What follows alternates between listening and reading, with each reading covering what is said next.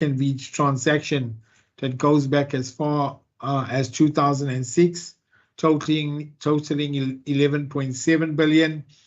And the other one relates to fuel oil emergency procurement due to reclassification of 7.5 billion rand. What you will see as well as contracts are irregular to irregular expenditure in FY22.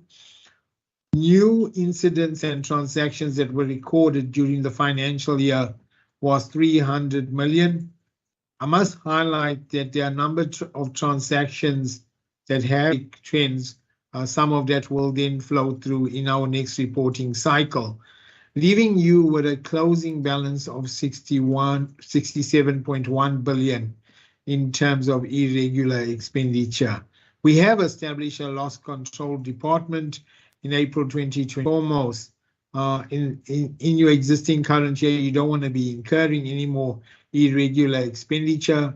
Then you need to deal with condemnations in terms of the historic items or remove them after taking the necessary investigation.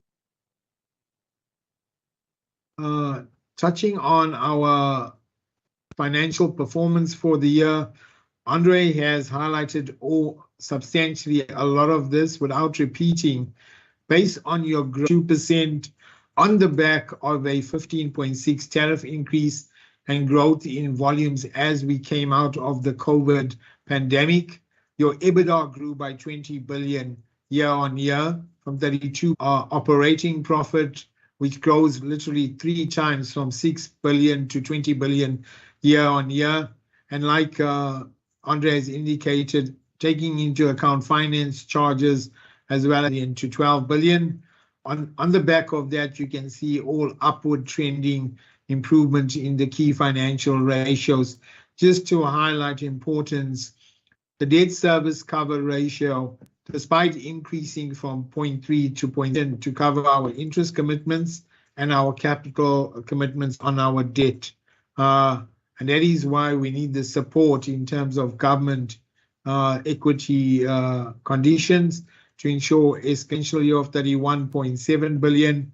That has contributed, together with the increased earnings, to an improvement in terms of your debt equity ratio from 2 to 1.8. And then similarly, you can see that improvement. The income statement, just to talk on primary energy, the key increase in primary energy of 15% is on the back of the performance of generation, open cycle gas turbines, our diesel production. That comes at a much more higher cost, and that has resulted in an increase in primary energy year on year from 116 billion to 132 billion. You will see this have grown by 19% from 24 billion to just under 29 billion rand, substantially attributable to the growth in maintenance costs of 1.7 billion, as well as the write-off that related to Medupi, the decision from SARS to not allow for the recovery of our diesel rebates of 3.6 billion rand. So that has been adjusted in FY22's of provisions that were raised for compensation events attributable to the Koeberg power station. Ultimately, this culminates into that bottom line loss of 12.3 billion, down from 25 billion rand. We move on to the next slide. From a sales perspective, substantially in most categories, marginal decrease in international sales. The point I want to highlight here to our 12.3 billion rand loss, as I mentioned on the previous slide, had we been able to collect our municipal arrear debt in terms of IFRS 15, but in the income statement, 7.7 billion rand worth of revenue. So that would have reduced your bottom line loss by that amount. We move on to the next slide. Just unpacking our primary energy analysis in terms of the unit costs year on year, you will see that your coal and your other costs of oil prices, we have seen that your OCGT costs, rand per megawatt hour, has gone up by 19% year on year. That's for Eskom's diesel costs, and the ones attributable to the IPP OCG has been a 7% drop in terms of the rand per megawatt rate, and imports have gone up by 10%. So from an overall portfolio, 11% increase in our unit cost of production, up from 560. Just from an investment in infrastructure, you can see that repairs and maintenance have increased for the year, up to 19.1 billion from 17.4 billion increases in maintenance year on year. And that remains the focus for Eskom going forward.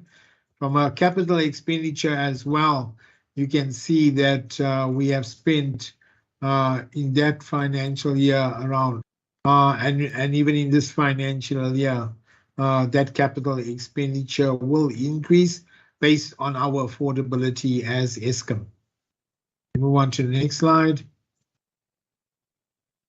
From a financial position perspective, by just about 5 billion rand year on year, from 402 billion rand to 396 billion rand. Importantly, we have seen an increase in our liquid assets, cash and cash of the year, in March 22 being 15.9 billion, an increase from the previous year's 4 billion rand.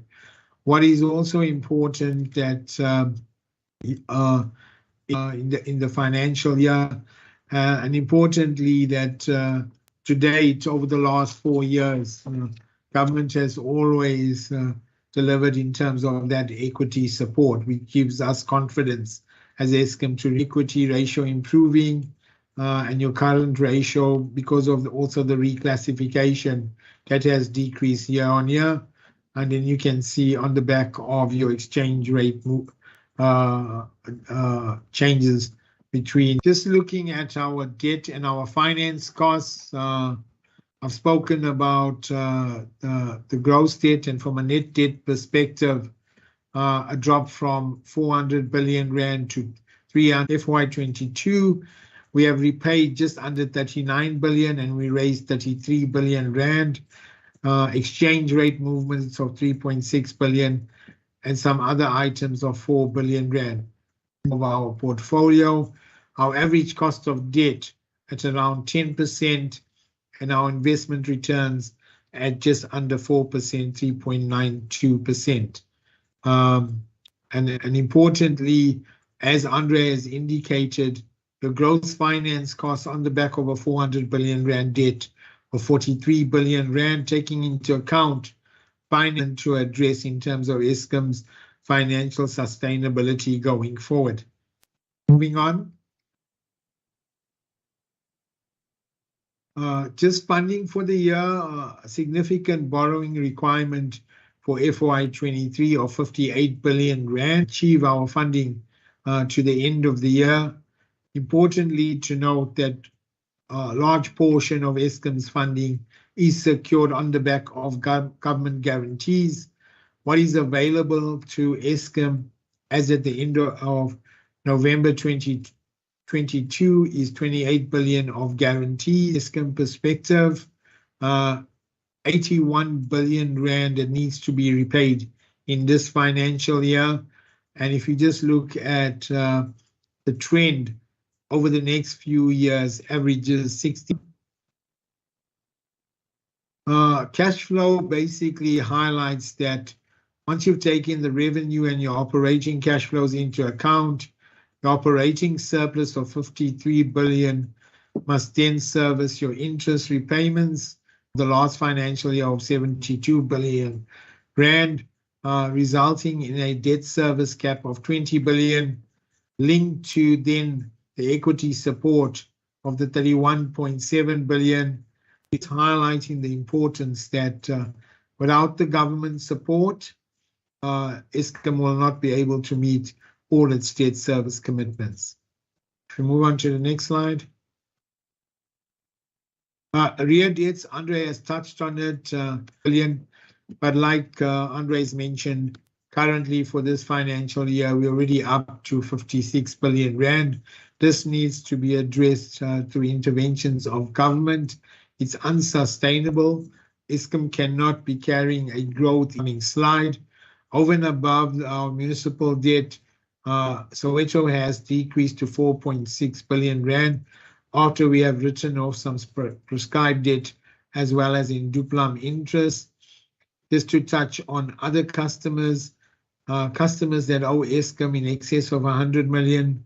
We have Transnet of 437 million, and in electricity. If we move on to the next slide.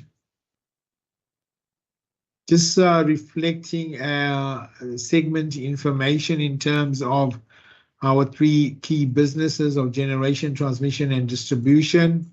Transmission of 9 billion and distribution 13 billion rand. And then once you take into account depreciation and finance costs, you see that the loss or profit before tax for each of these segments, 6 billion profit, and distribution 8 billion profit. Importantly, from an asset perspective, one can appreciate majority of the assets would reside in generation of 544 billion. Recently, you will see that the 400 billion worth of debt is held at Eskom Holdings, and that is why it's not reflected or allocated across the different businesses of generation, transmission, and distribution. September projections to year end. On the back of the declining energy availability factor and the pressure being placed on your open cycle gas turbines, that your primary energy, especially diesel spend, will grow to about 10 billion at the end of the financial year, and fuel oil of just under 9 billion rand. On the back of this year's tariff adjustment of 9.625 to 16%, and then that flows through in terms of your operating profit dropping from 20 billion to 11 billion, and then your loss, as Andre has indicated, of 20 billion rand.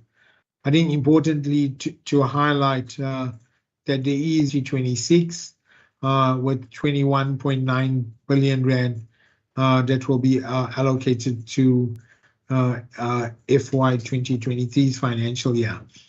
Importantly, in terms of the upcoming decision, 59 billion rand, it was linked to the previous incorrect deduction by the regulator. And then secondly, the correction of the regulatory asset base that also has to be adjusted and complied with that court order in the upcoming decision for the next. Where Eskom is sitting, unpacking all of this in terms of our financial performance and liquidity, I think two important items are critical for Eskom going forward. So that NERSA is going to make their determination that would relate to FY 24 and 25. Now, what this slide highlights is that firstly, around your open cycle gas turbine cost that's allowed by NERSA, and what Eskom, just looking at your actual gap and shortfall for March 21, there was a 3 billion rand gap in terms of OCGTs for the FY 21 financial year. And in that year, in terms of what was allowed in the of 7 billion, that combination for March 21 left you a shortfall of 9.2 billion. So that 9.2 billion goes directly to your performance in the year. That's reflected in particular on diesel. There is a regulatory clearing account mechanism that allows us to recover whatever NERSA deems efficient in terms of that variance. But 2 points on that RCA recovery. One, over and above the of diesel, but at the equivalent of and coal average cost rand per megawatt, which is substantially lower. And number two, if we look at the lag between the year in which that variance was incurred and when the 5-year lag, and as part of the RCA mechanism, it does not cater for time value of money. Taking that same principle into account for March 2022 results, and similarly on your arrear debts and debt impairment, another just under 8 billion rand gap, reflecting a 16.9 billion shortfall. That flow at 10 billion diesel, we would be 6.6 billion short, and in the impairment, as Andre has indicated, has grown by 10 billion rand. Understanding in this current financial year that there is no allowance March 23. Now, unless through the regulatory decision, there's an allowance for much more higher recovery of diesel in the upcoming determination, Eskom will have a shortfall in terms of cash, and then ultimately we would have to resort and go back to government. We've seen in this current year how that pressure is playing out. Understanding that if I take my November projections on diesel, it's probably, you can add another 4 billion to that diesel projection by year end. If you want Eskom to return to a profitable situation, if we don't address these two items, Eskom is going to pose a significant and similar loss, not only in FY23, but in 24 and 25. Thank you very much, Caleb, for that overview. The mission still remains also for the new board, the management team, as well as my successor when he or she is ultimately appointed, to reposition Eskom in a rapidly evolving energy landscape, to deal with the immediate load shedding issues, predominantly by addressing the low energy availability factor from the coal fleet, to continue to combat corruption and crime, but also to ensure that we are, as a utility and enabler of adding more generation capacity to the grid in the medium to long term. And I think we have taken some innovative steps in this regard during the past year, particularly with our land lease program. We need to recover our generation assets with our reliability maintenance program, as well as working with the initiatives under the National Energy Crisis Committee to get that additional generation capacity onto the grid as quickly as possible. We have a comprehensive implementation plan to address the findings from the Zondo Commission, and we will continue to drive civil recoveries where Eskom lost money due to unlawful activities. We will seek to recover those claims, so you should see more news flow in that regard going forward.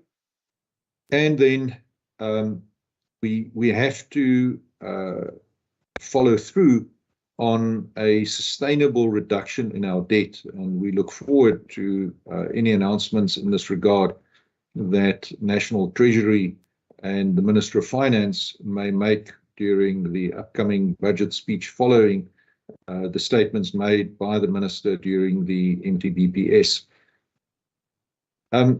We have, unfortunately, a significant constraint on our system, particularly with Kusile 1, 2, and 3 out for an extended period of time. The first 2 units are expected to return towards the third quarter of calendar next year.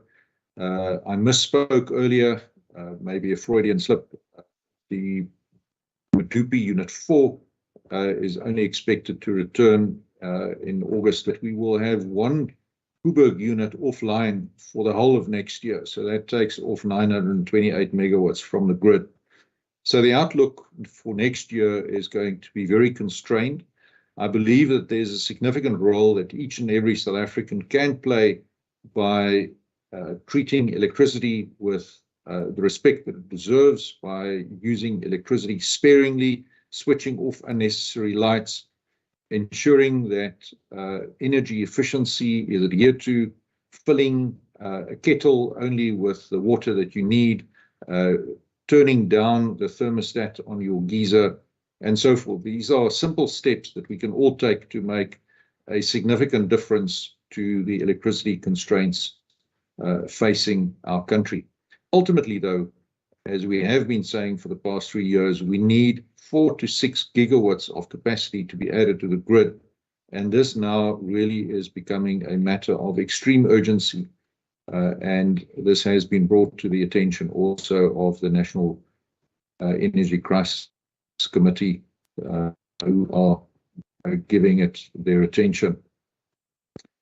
As Caleb has pointed out, we do need a cost-reflective tariff. This is not a popular position to take for a country and consumers who are under pressure from rising impacts of the cost of living, but we have to have at least our cost of capital. Otherwise, we will not be a sustainable business, and the country ultimately has to choose. And ultimately, people have to consider whether they want to pay for users, and again, we need all users to pay, including Soweto, including those municipalities who don't pay us, or whether we are just going to divert more money from other deserving priorities, such as schools, housing, hospitals, to prop up Eskom because of non-cost reflective tariffs, and also because of the fact that we have many users of electricity. I won't call them customers because customers pay. Users of electricity who just don't pay. And some of those, of course, are government institutions, in particular municipalities. We will continue to drive cost efficiencies. We will continue to drive our own operational improvement. And ultimately, when all of these initiatives combined with a strategic restructuring of Eskom to allow more privately owned generation capacity to be added to the grid, this will enable us as a country to emerge from the electricity crisis. Thank you very much for your attention, and I'm going to hand back to Sikonati to take us through the questions. Sikonati.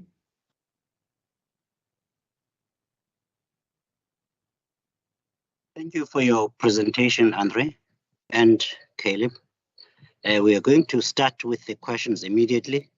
Colleagues, I wish to first offer my apologies right up front. We are working from remote locations and from interesting places.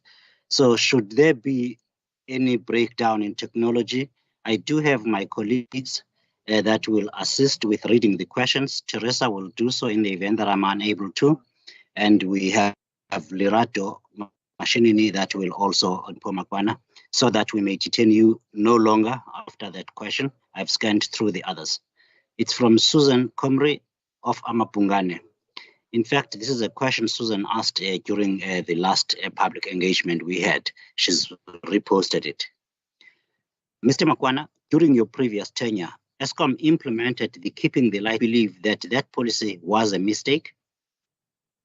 Mr. Makwana.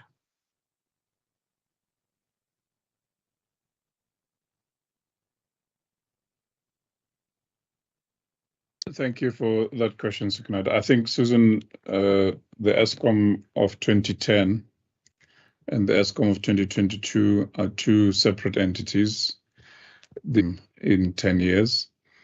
Among others, the ravaging impact that state capture has had on Eskom. The other challenge that we face is that other priorities were pursued in tandem with coal assets that were designed to work per power station where they were, and supply chains were disrupted.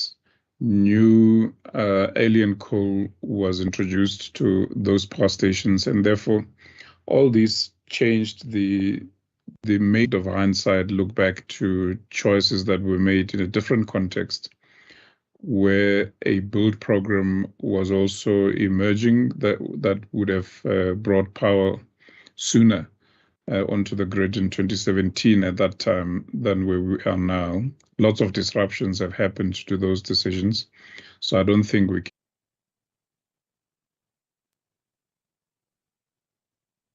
Thank you, Mr. Makwana. There are no further questions on the chat for you now. We will not detain you any longer should you need to go, and we'll let the executive run with it. Before I get on to further questions, I'm going to remember on the 15th of November, we gave a very extensive outlook for load shedding, including what Andre has just mentioned now about the units that are offline at Kusile, the 3 units representing 2,100 megawatts, plus the Kubek units as well as Medupi 4. So that announced for the short term. Jan, please come on and talk to us, give us a power let. Thank you, Sugunati.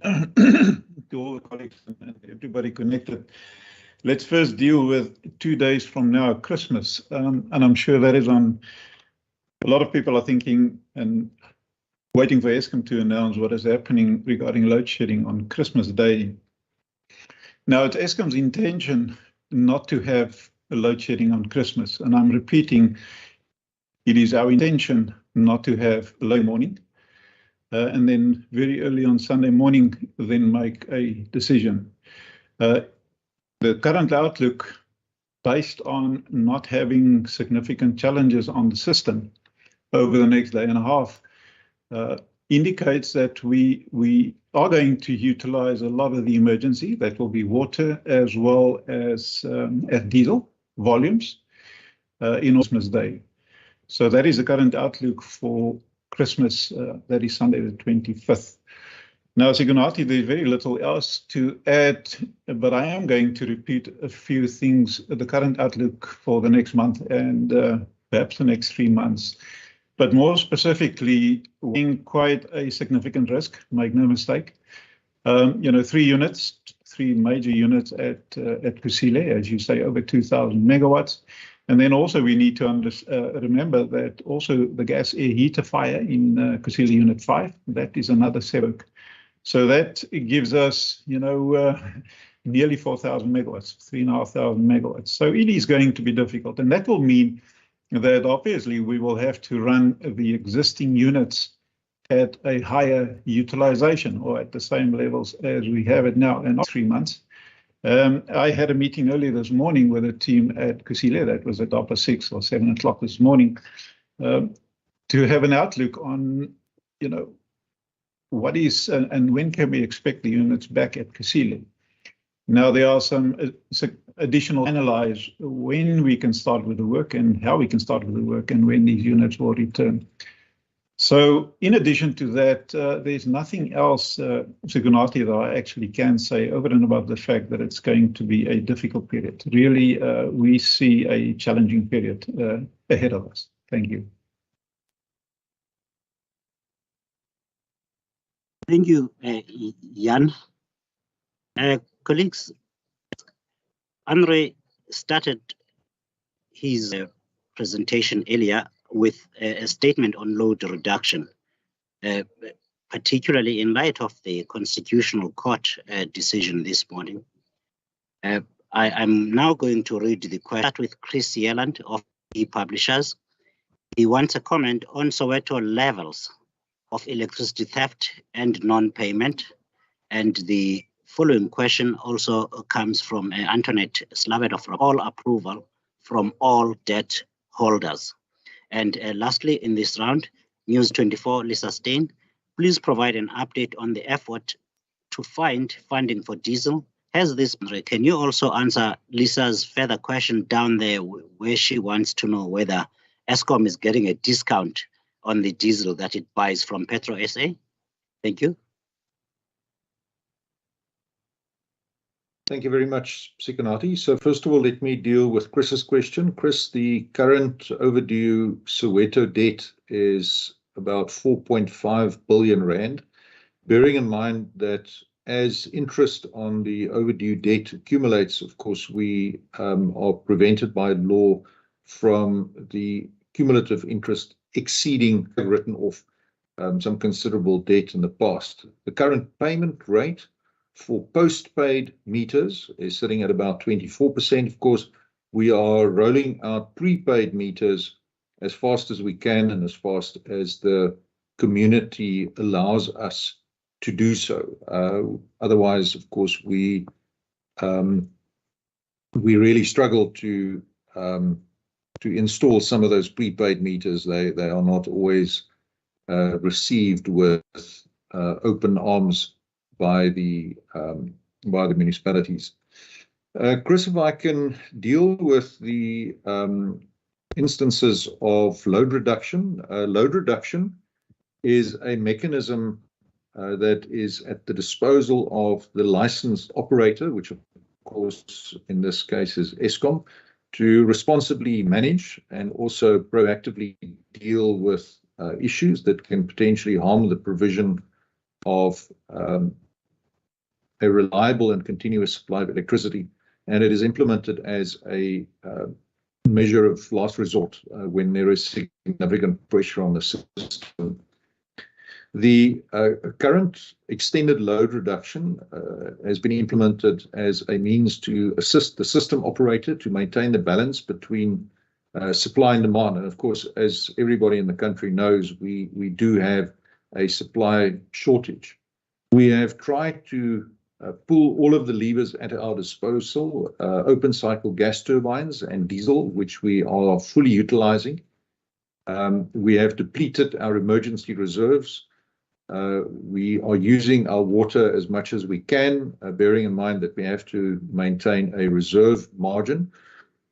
And now we have to draw on the next lever, and that is to assist in maintaining the stability of the grid by the proportionate reduction on the side of demand. So like we've done elsewhere previously, so this is not a new intervention, it's new perhaps in its scale, but we have consistently for a number of years now implemented load reduction.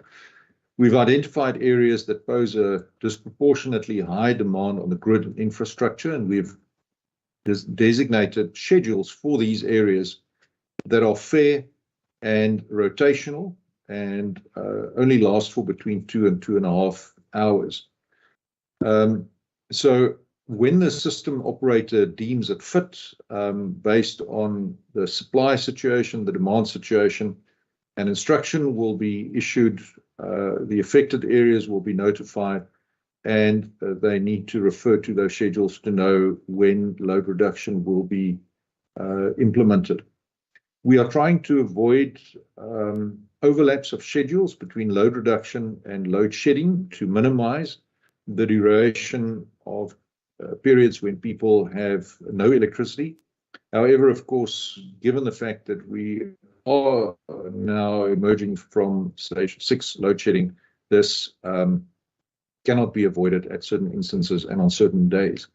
So unfortunately, this is a situation that Eskom hasn't created, but where we have to now reduce the load in order to manage the overall demand on our system. If I can address the question on diesel, we typically get a substantial discount ranging from between 60 to 70 cents per litre off the wholesale price of diesel. So for those of you who are familiar with the structure of the diesel price, this is not the price you pay at the pump.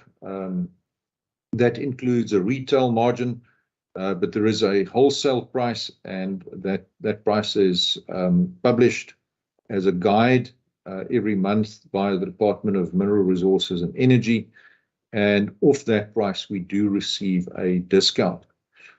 Eskom has applied for a wholesale license if importers or import itself, and we would then be able to buy at the basic fuel price. And that would reduce the cost of buying diesel from about 23, 24 Rand per litre to somewhere in the order of 16 Rand a litre. So this is an application that has been with the DMRE for some time now. We've not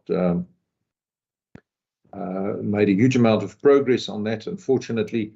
But if we were able to do that, just to give you an indication, we would have saved about 3 billion Rand over the past year or so, which of course is a very substantial saving that we would be very keen to deliver on.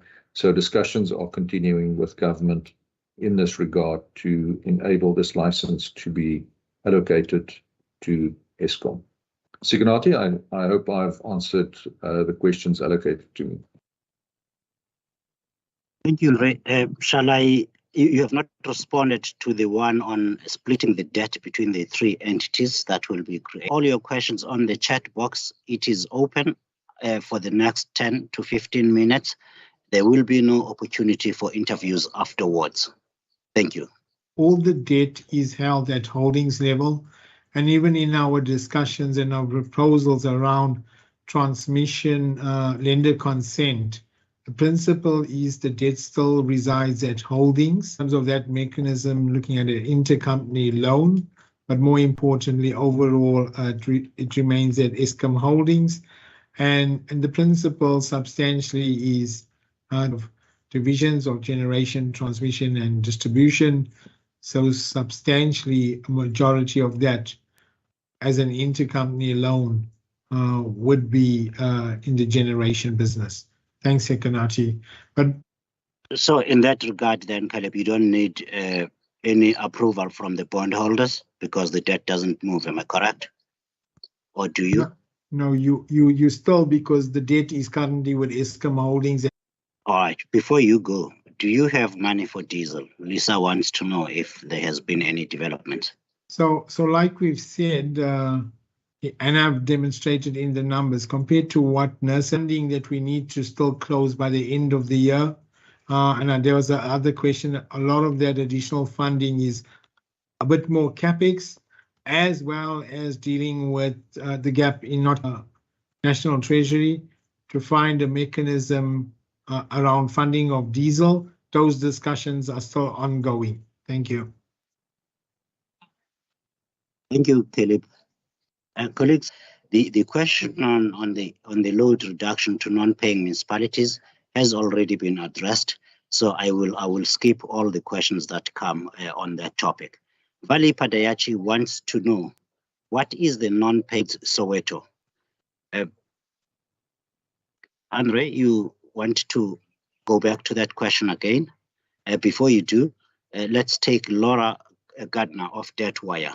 How much progress has been made on plans for National Treasury to take over part of Eskom's debt? Which creditors have you engaged? Laura, that question municipalities.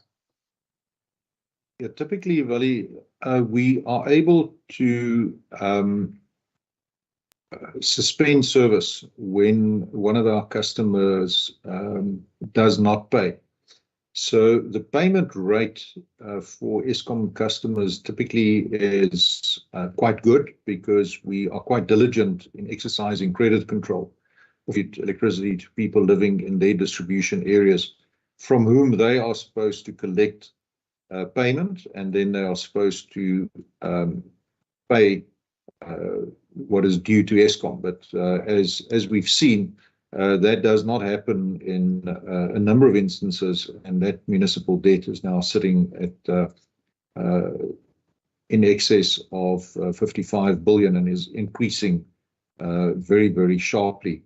And the latest Constitutional Court judgment, I think, may lead to a position of increasing the moral hazard for those municipalities to suspend payment. The biggest area where we do have a challenge is in Soweto, and in Soweto for postpaid meters, for prepaid meters, where we can suspend supply if prepayment is not made. Of course, the payment is much higher. This does not include electricity theft, which is far harder to police. With other words, where illegal connections are made.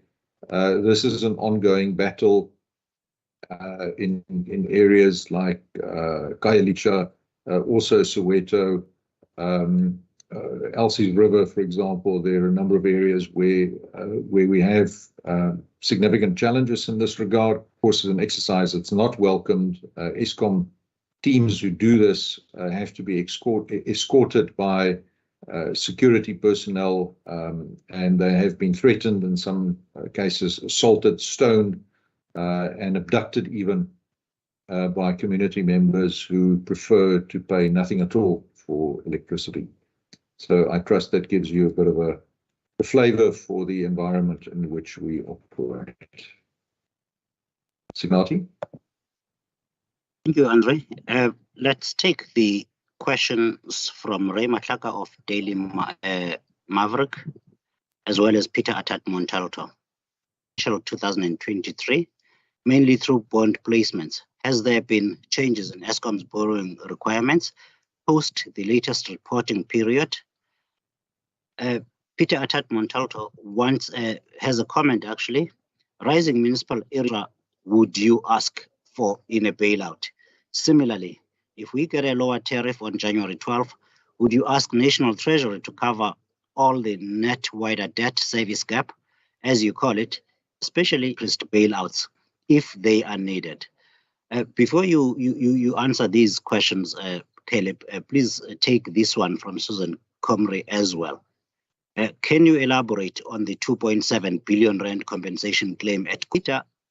Decision by NERSA will be made on 12th January, and there is no point now in speculating about that. Thank you so much. Jan, can you answer on the 2.7 billion rand compensation claim, and then we go back to Caleb. The main contractor at Kuburg, with the steam generator replacement project. However, all compensation events are processed as per the contract conditions, and where necessary, adjudicated to ensure fairness, for both parties. So I can also confirm that Eskom has made provision for compensation claims, many of which are still being processed as we speak. But the actual and final amount at this stage will be purely speculation. Thank you. Question. As I indicated, Ray, we've increased the funding for this financial year from the 44 billion to 58 billion. As I've indicated, we've already raised for 40 billion of that, and we're looking to close out the year. Increased need in more capex for outages for generation. That capex allocation has been increasing during this financial year. And as I mentioned earlier, not collecting 10 billion rand. If I then move on, and then also, like I've said, there is that gap in terms of diesel that we have spent, and some of that will also be linked to additional diesel where possible. If I then move on to Peter's statement, that won't only look at your debt on the balance sheet of the 400 billion, but there was also a statement around that municipal debt solution will also be looked at, and we expect announcements by National Treasury in the upper leaf. That is for NT to determine through the Minister of Finance. Obviously, from an Eskom perspective, we would like that sooner rather than later, preferably as a once-off, but we wait to hear from National Treasury. Last but not least, on the upcoming tariff, if it's significantly lower, two things can only happen from an Eskom perspective. One, we will look internally and generally strengthen your transmission as well as distribution. That is definitely an area we are not looking at Eskom.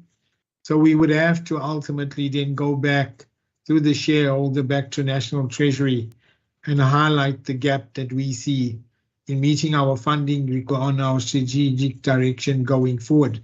So yes, ultimately it will come down to the eventual funding source is either through the electricity consumer, or then you have to approach via the taxpayer. Thank you.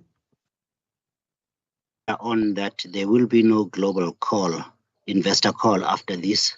So I do request all stakeholders to post their questions here so they may be addressed at this point. I'm going to request that colleague who keeps raising the hand again to lower it and expect to recover or claw back from the revenue clearing account going forward. Vali, I think the answer to that question really again depends on what has been granted and what the subsequent performance entails. Ray Matlaka again wants to know if Eskom's corporate plan is still relevant, 2022 corporate plan is still relevant, considering that Eskom exceeded its funding targets in financial year 2022 and will do so again this current financial year. The corporate plan has not been amended in line with Eskom's actions on the price at Petro SA. Susan Comrie wants to know from Andre Director and Caleb Kasim. A lower EAF inevitably means that Eskom burns less coal. If I'm understanding your slide correctly, a third of Eskom's coal supply will not be used in, or is Eskom now in a situation where it is forced to buy and hold or hold more coal than it needs? Andre, do you have to hold more coal than you can burn? What this particular issue refers to is the fact that we reclassified the coal that we accumulated at Medupi because of a take-or-pay contract with the mine that supplies Medupi. And due to the delay in starting the coal burn at Medupi, we built up a significant coal stockpile at Medupi. As part of the audit activities, we have reclassified this coal from a current asset to a non-current asset because of the duration for which we have had to keep this coal. So in fact, this does not reflect on the actual consumption of coal, but more of an accounting classification with how we regard the coal that we keep at this stockpile at Medupi. Caleb, anything that you want to add to that or elaborate on? 100% correct, Andre, aligned.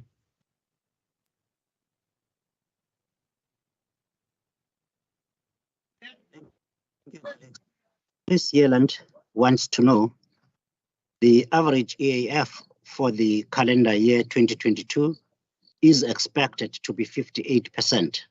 What do you realistically predict the EAF for calendar year 2023 to be?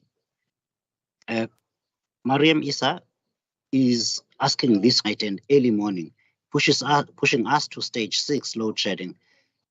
To your knowledge, were any of the breakdowns due to sabotage? Jan, please answer that. And can you answer the question on EAF as well?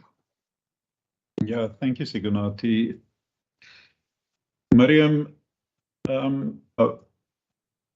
specifically any sabotage. Now, we couldn't identify any specific acts of sabotage. However, at one of the power stations, and I'm not going to mention the name now, the power station GM has engaged myself as well as other members of management and said that technically things are suspect. So we are in the process to investigate specifically 2 units at one power station during that specific period that we tripped. So we're looking at it. But in general, Miriam, no, we just had a very difficult night, where due to unpredictability and unreliability, we have lost in a number of units. Chris, your question on realistically the EAF it's a difficult one. You know, we have done quite a number of calculations, and that is what we will strive to achieve.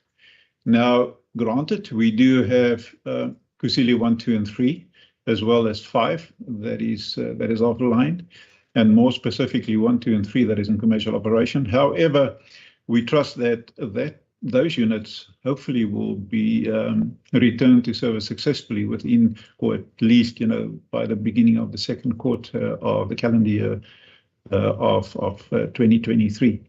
So definitely we aim to be well above the 60% EAF, but we will try our utmost to achieve the aspiration of 65. Is it possible? It's going to be difficult, make no mistake. But we've taken the challenge, but we will definitely exceed, and that is the performance that we will be chasing to be well. 75%. I thought the minister and the board have been talking about 75% EAF. For next year, Sigunati, definitely there is, it's going to be, I wouldn't say impossible, but to achieve 75% by the end of next year, I don't believe it's possible at all. So we will definitely go for above 60%, well above 60%. Thank you, Jan. Antoinette, we've dealt with the load reduction question. Rene Volker from Bloomberg News.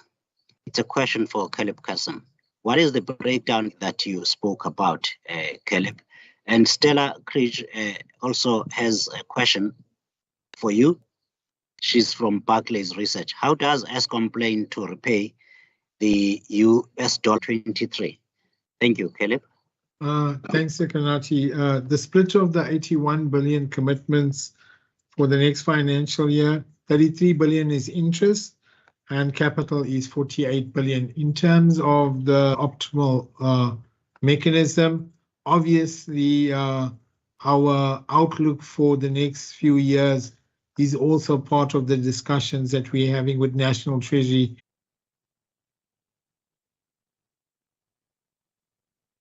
Thank you, Caleb. Andre, I'm just going to read this comment from Mohammed. He is from the city of Matlosana. He says, I'll just read the last half. Load reduction when combined with load shedding has been for up to 8 hours in a continuous stretch, not 2.5 hours or any schedules. Am I correct? You did say that will be rectified soon.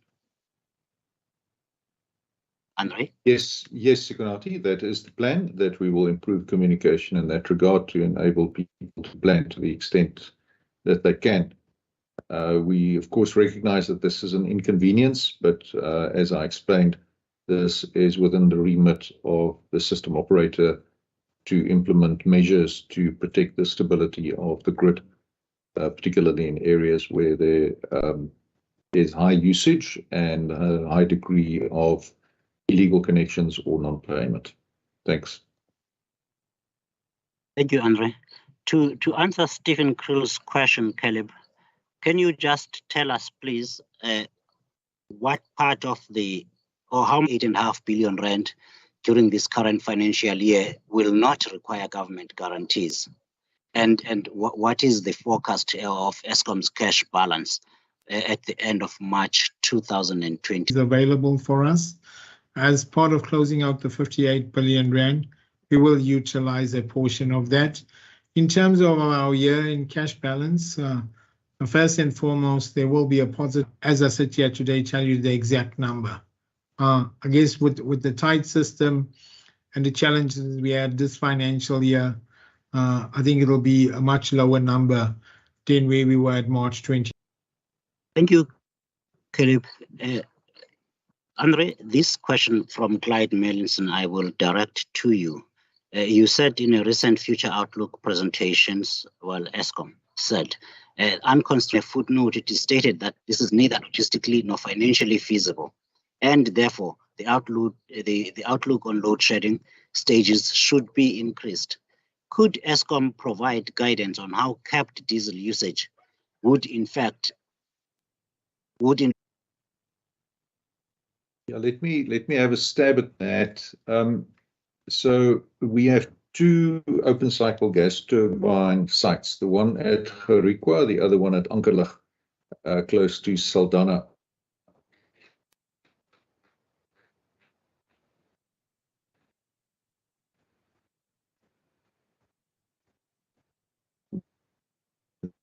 Now, at Gerikwa, we have no logistics 24/7 basis, and that's enough to give us about 700 megawatts of generation capacity. At Ankerlig, the situation is different because the plant was designed initially to be only a peaker. In other words, only to operate as a measure to alleviate the demand during peak hours. The plant can run with the available logistics hours per day. If we run it for more than that, then we deplete the tanks at such a rate that we are unable to replenish diesel in the tanks, and we therefore have to restrict the use of our plant at Ankerlig at full capacity, to be sure, for 3 hours a day. Now, this doesn't mean that, of course, we can run some units at Ankerlig for longer periods of time, but this is at full capacity utilization, about 1,100 megawatts. So this is the logistics constraint that we've got, even if we did in terms of the cash flow to purchase diesel from our suppliers. I trust that that is answered that question. Jan, I don't know if you want to add anything to that, or is that more or less in the ballpark? I think nothing else to add. Thank you, Andre. Logistically, spending 60 billion is just not possible. Thank you.